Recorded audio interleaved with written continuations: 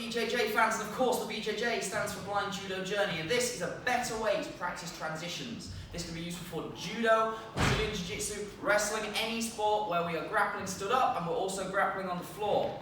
Now when I talk about transitions, what we learn first is we always learn transitions to the floor. So I'll throw someone and then I transition. Now that's nice and a good way of us learning how to do transitions. But when we get to higher levels, when I throw someone then I'm flat on their back or whatever, especially in Judo, we've already won. It's not a position that comes up very often.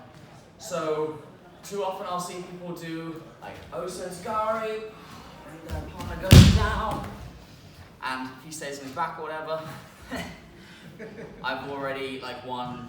There's not much point in me practicing transition here. What we're going to look at instead is I'm just going to tell you, find transitions that actually happen in randori, in fights, whatever. So for example, I'll give some examples of standard ones. We could do Uchimata, where I haven't managed to go all the way through, and he ends up turtling out. From this position, going from the head in turtle, make sure we practice both sides of every transition, because if you're doing it to someone, someone will probably do it to you at some point. So, for example, a chop, from like a sasa, or he's a garuma, what am I going to do from here when I end up at someone's side? I'm still holding their gi. Let's take a look at a couple of others.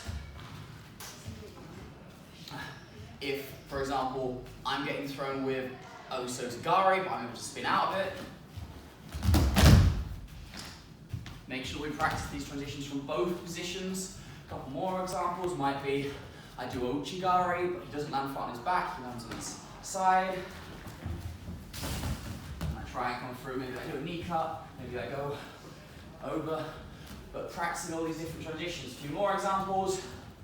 We can have Ippon Tsunagi, where it hasn't actually worked. See, Stuart's practiced this a lot. Other ones that we don't think enough about are transitioning from our own sacrifice throws. For example, if I go for Tomonagi, it hasn't worked. What am I going to do from here? Maybe I'm going to try and transition into a sweep. Maybe Stuart's going to try and pass my guard. All of these things are very, very standard. A little game that we can play, for example, is we're going to do randori, but I'm going to go for just drop Tsunagi, and Stuart's going to be 50% resisting. So when I go for it, maybe he goes over, maybe he doesn't. It gives me the opportunity to sometimes transition when I've managed to throw, sometimes transition when I haven't managed to throw. We'll be moving around. And then what does Stuart do from here? Maybe I'll try and keep running through, but he stays on my back. Wazari, but he's taking my back. Finally, the best way to practice your transitions, go have a look at your own fights, or possibly someone else's fights if you don't compete very often. Look at every single time the fight goes from standing to being on the ground, and reenact that. Just find the position, what caused it to happen. It could be, for example, if Stuart just sweeps me. That one comes up a lot. Anytime, literally even, if I'm just going like, whoa, I'm dragging Stuart around and I'm much stronger than him, and he just goes down to turtle. These are legitimate transitions that do happen all the time. Thanks for watching. I hope you've learned a few different types of transitions, a few methodologies of how you can learn transitions and practice transitions.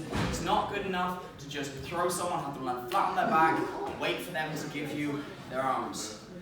If you want to follow me on my blind judo journey into international visually impaired judo, please make sure to like, comment, share, and subscribe.